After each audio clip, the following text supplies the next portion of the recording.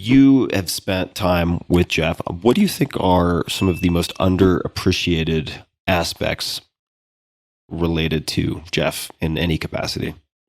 He's probably the best entrepreneur that I've ever been around or got to know. Like, it's remarkable.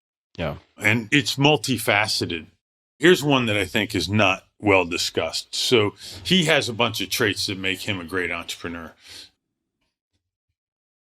The company today is at such a radical scale that there's no way, and he's not, I mean, he's in the chairman role, like he's not touching all the decisions. He's not touching all the product decisions, like he has built a organizational framework to take what Jeff Bezos believes and run the whole company that way. And that's not well dissected, not well understood.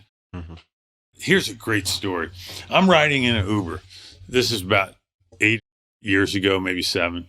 And I always talk to them. I always talk to the drivers because I'm a shareholder and like always talk to the drivers. And I'm asking him, something about whether we can stop. He goes, well, I got to get back down to San Jose by 2:30.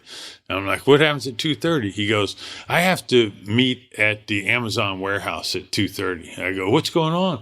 He goes, oh, they got this new program they're running where you show up at 2:30 and they have all these burner phones and they load your car with packages and give you a manifest and then they book the ride over Uber.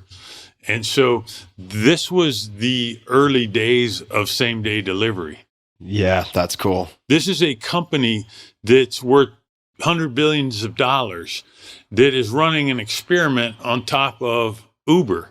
And I know for a fact that most of the companies I've worked with that have gotten over 20 or 30 million in revenue would not run that experiment because someone would say, oh, we won't know how to do the accounting. We can't, like, that's too much of a hack, like whatever. But this large company was super comfortable running this kind of hack experiment on this other company. Yeah. And he showed me the manifest. I looked at all this stuff. Of course, I called Uber immediately thereafter and briefed them that we were being used in this way. But unbelievable, right? I mean, just unbelievable. No other large company would do that project. None. Zero. And so somehow he's institutionalized this kind of experimentation and risk seeking. And he's talked about it. There's a great interview with him from Code that you should try and find for the show notes from 4 or 5 years ago. And I could watch it over and over and over. It's like the Eagles documentary. I could just watch it again. That'd be okay. But it's fascinating. They asked him, when does a internal experiment get killed? And he said, when the last person with good judgment gives up. And that's not how other big companies work. They don't run experiments that way. In fact, one of the reasons startups can compete with big companies is because most big company experiments, they run one test, and if it fails, they quit. And a startup can't quit because they have to shut down if they quit. So they run experiment 1 and 2 and 3 and 4 and 5, and then they pivot and do 6 and 7 and 8, and they stay up all night because it has to work. And so they just get way more shots on goal than the big companies do. Yeah. Bezos is also someone who's chronicled a lot of his thinking and decision-making frameworks in letters to shareholders. And there are some compilations of his letters, much like Warren Buffett. Yeah, they're very good. And they're very good.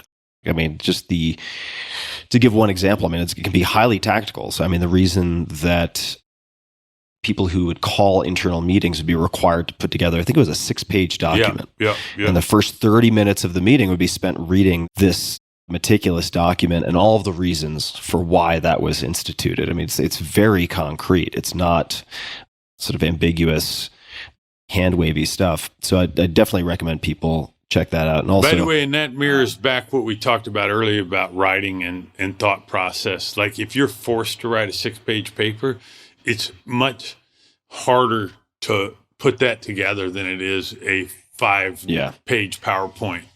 Mm-hmm. It's easier to leave stuff out. Like you really have to think through everything. Yeah. He's also super curious, like beyond belief. He's willing to change his priors, Mm-hmm. Super fast if he got something wrong. Mm-hmm. Yeah, it's something else. I mean, I think AWS is maybe top 5 business move in the history of the world. Yeah. Just the notion that they launched that out of a consumer internet company and became one of the most important enterprise companies, it's fairly unprecedented. It's just amazing.